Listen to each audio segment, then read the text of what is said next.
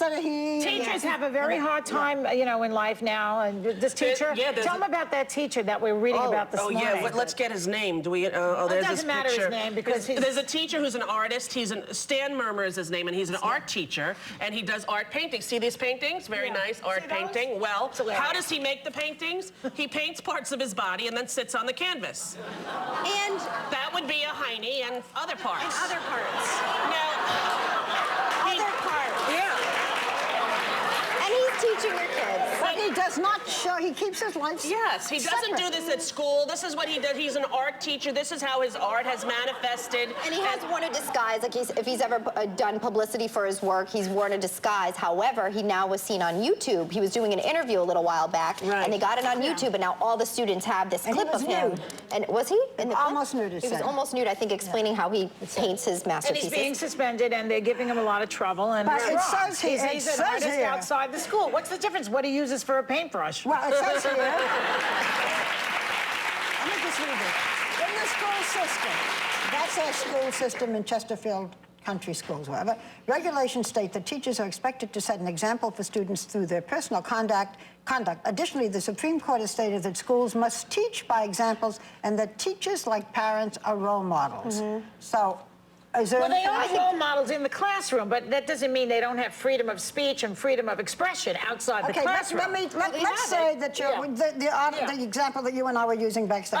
Let's say that you are an absolutely wonderful teacher, but in your private life you're a prostitute. Oh, well, it's a good hook, actually, but... No, what I was going to say is, being a prostitute is illegal. Not in Las Vegas. Painting with your penis is not illegal. What if you're as far as I know. Is prostitution legal in Las Vegas right now? In some ways, So what if you're in Las Vegas and it's not illegal? Then I would say that you should be allowed to work. It's a job. Then you're doing you're moonlighting. Doesn't your job history affect your Moonlighting,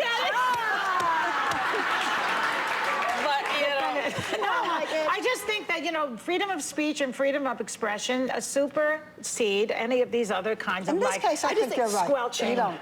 You know, I think it's a fine line. I think now that the students are exposed to what he's see what's happening to what he's doing. In his private life, I just feel as though, exactly. It's a little dangerous if you Okay, wait. What if you paint your hiney or your penis? Because there are great artists who have. Instead of doing it, not in the nude. No. Instead of doing it using his body, suppose you paint it. It is a body art. I have painted myself nude. No, not even body. You are painting a nude. A nude. Yes. Well, you're the statue David that shows a penis. I mean, so should Michelangelo have been kept? Well, he wasn't teaching, but you know what I'm saying. Yes, but he would have been fired from 4th grade. I think you're right. Wait a minute. Michelangelo was associated with the Catholic Church, and they allowed it. Well, But these are the people that are influencing your kids at a very influential age when they're sexually curious. So I just think it should be examined, and I think the parents should be involved in the decision as well. I think you should teach them how to decoupage and see how that works. Yeah, I think I should too. But Elizabeth was telling me that there are artists who paint their whole body and then like lay on the canvas in order to make art, and I said I'm going to try that, but I don't think I have enough paint. Yeah. Okay.